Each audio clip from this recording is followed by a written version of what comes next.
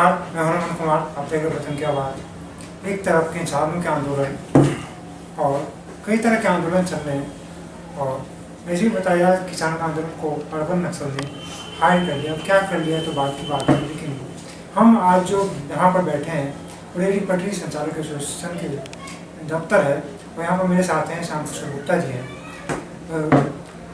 एक नोएडा में और पूरे देश में 2014 में एक नियम पास किया गया था कि जो भी रेहड़ी पटरी वाले हैं उनको अस्थायी तरीके से उनको बैठाया जाएगा, उनको जगह दिया जाएगा ताकि उनको बार बार परेशान न होना पड़े। पुलिस की डंडे और प्राधिकरण की मनमानी के से कौन अवगत नहीं है, हर कोई अवगत है। इसलिए सरकार ने, जो वर्तमान सरकार, उससे निपटारा के लिए एक कानून बनाया था, लेकिन कितनी कामयाब हुआ, कितनी उस पर अमल हुआ। अगर अमल होता तो आज भी नोएडा की से और लखनऊ जैसी शहरों से ये शिकायतें नहीं मिलती कि रोज पुलिस वाले और प्राधिकरण के लोग उन पर डंडा बरसा रहे। इस बात को लेकर मेरा ये अपना व्यू है कि अगर किसान अन्नदाता है तो रेहड़ी पटरी वाले भी बहुत बड़े रोल अदा करते हैं, एक दूसरे के बीच में कड़ी बनकर, कि कहीं खेत में अगर अन्न उपज रहा है तो उसको आगे तक पहुंचाने में बहुत बड़ा योगदान है और लगभग सभी का योगदान होता है। लेकिन जैसा कि हाल ही में भारत सरकार ने कहा है कि ये एक महत्वपूर्ण हिस्सा है, महत्वपूर्ण अंग है अर्थव्यवस्था की। तब हमारे साथ जो बैठे हैं रेहड़ी पटरी संचालक एसोसिएशन के श्याम किशोर गुप्ता जी, इनसे जानते कि आखिर वेंडिंग जो रेहड़ी पटरी वेंडर है उनको बैठाने में कहाँ समस्या है और कहाँ इनको नियम और कानून या सरकारी अफसरों से मुश्किल झेलना पड़ता है। सबसे पहले आपको वतन की आवाज़ में बहुत बहुत स्वागत और नमस्कार। और मेरा सवाल ये है कि 2014 में सरकार ने एक नियम पास किया कि रेहड़ी पटरी वालों को उनको जगह दिया जाएगा, इनको बैठाया जाएगा ताकि उनको बार बार उत्पीड़न ना होना पड़े, उत्पीड़न ना सहना पड़े। जैसे कि आए दिन खबरें छपता रहता है, कल भी हम उजाला कई दैनिक जागरण ने छापी है कि नियम पास होने के बाद ये नहीं हो रही है। तो आपका क्या कहना है कि ये दिक्कत कहाँ पर है, कहाँ से शुरू होता है? सबसे पहले मैं वतन की आवाज़ को धन्यवाद करना चाहता हूँ जो स्ट्रीट वेंडर के लिए शुरू से इतनी मेहनत कर रहा, उनके आवाज़ उठा रहा, उनके हक की, उनको हमारा नमस्कार। हमारी दिक्कत ये है कि ऊपर बैठे अधिकारी तो इसको फॉलो कर रहे हैं हेड, उसके बाद जो हमारे नीचे के अधिकारी हैं वो माफिया और दलालों से मिलकर जो उनकी अवैध कमाई होती थी करोड़ों रुपए, वो बंद हो चुकी, वो व्यवस्थित नहीं करना चाहते हैं पटरी दुकानदार को सब। क्योंकि ऋतु महेश्वरी जी जब से आई हैं हमारी, मैं उनको सदर प्रणाम करता हूँ ऋतु महेश्वरी जी को, मुख्य कार्यपालक अधिकारी नोएडा की, बहुत अच्छा काम हमारे शहर के लिए कर रही हैं और स्ट्रीट वेंडर को व्यवस्थित करने के लिए वो एक वचनबद्ध हैं।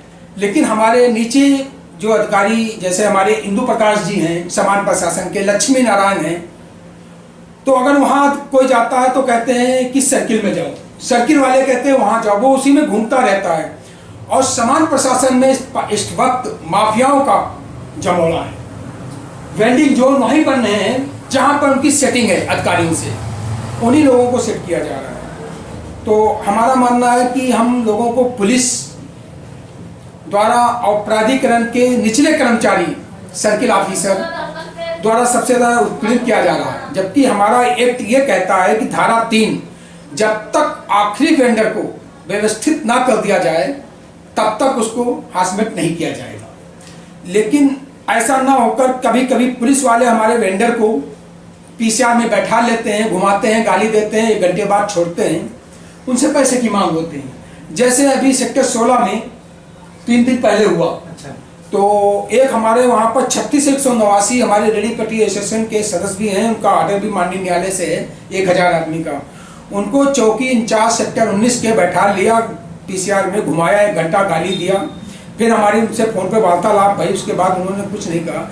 लेकिन ये क्या है, हम वेंडर चोर नहीं हैं, हम वेंडर एक भागीदारी हैं अर्थव्यवस्था में, जो हमारे माननीय प्रधानमंत्री जी भी ने इस बात को माना है। लेकिन यहाँ की पुलिस और प्राधिकरण ये वेंडिंग जोन बनने नहीं देना चाहती है सबसे बड़ी। और उदाहरण ये है कि अगर वेंडिंग जोन बन गया तो हमारा शहर साफ सुथरा हो जाएगा, अतिक्रमण मुक्त हो जाएगा। और जैसे नोएडा में हम रहते हैं, नोएडा की बात करेंगे, बाकी बात बाद में होगी। नोएडा में हर गली कूचे में एसोसिएशन है। वो एसोसिएशन इसलिए बनी अपना साम्राज्य बनाने के लिए, पब्लिक का काम करने के लिए नहीं। आए दिन जो धरना प्रदर्शन होता रहता है और विरोध प्रदर्शन होता है, कई चीजें देखने को मिलता है, तो क्या वो उनकी आवाज नहीं उठा रहे होते हैं? नहीं, वो उनकी आवाज नहीं, वो अपनी दुकानदारी करते हैं। अच्छा, मुमता जी ये बताइए कि ये जो अपराध की जड़ पकड़ चुका है, जकात की कम करने का आप लोगों के नज़र में तरीका क्या है? सरकार किस तरह से कदम उठाए इन अपराधियों को कम से कम किया जाए?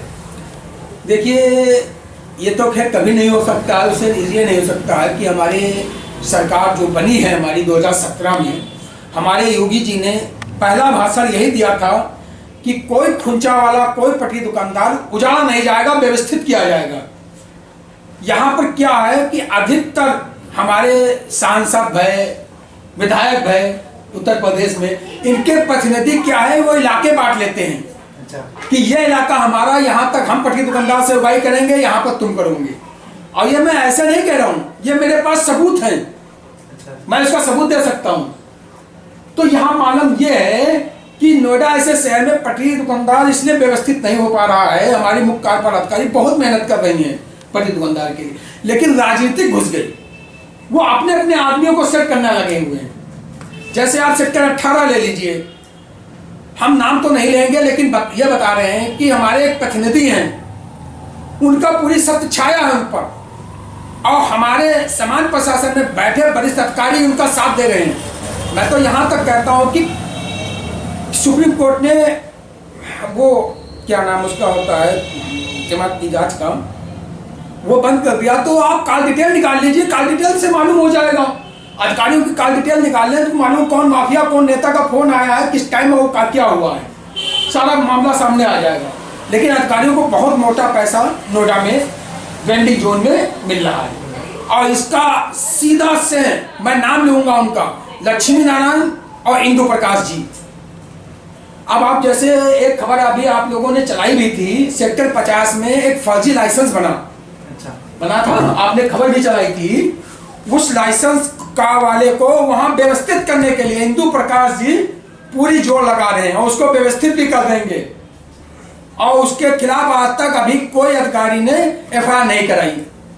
तो मैंने कि फर्जी लाइसेंस बना दिया 61A के नाम से, हाँ, सेक्टर 50 में, और इंदु प्रकाश जी के साइन।